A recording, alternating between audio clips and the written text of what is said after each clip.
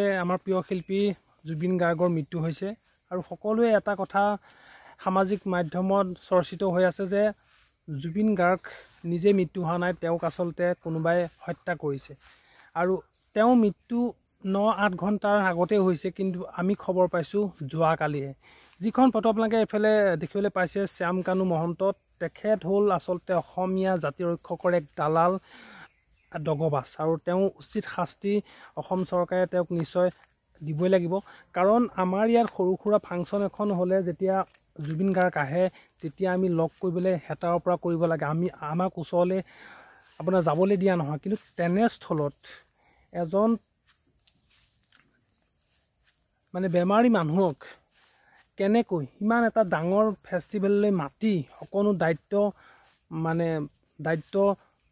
নথকাকৈ তেওঁক আচলতে এৰি দিয়া হ'ল মৃত্যুৰ বাবে, সিও এক ৰহস্যজনক কথা। আৰু আচলতে তাৰ বাবে জগৰীয়া শ্যাম কানু মহন্ত নে সি মানে সেইটো এটা হৈছে দালাল, সি আপোনাৰ দগবাজ হয়। সি অসমৰ জাতীয় সম্পদক নি হত্যা কৰিলে, তাৰ উচিত বিচাৰ কিন্তু হ'বই লাগিব। আৰু এতিয়া বহুতো সামাজিক মাধ্যমত কিছুমান তথ্য ওলাই আছে যে জুবিন গাৰ্গ কেতিয়াও মানে আপোনাৰ বেমাৰ হৈ নাই মৰা, তেওঁৰ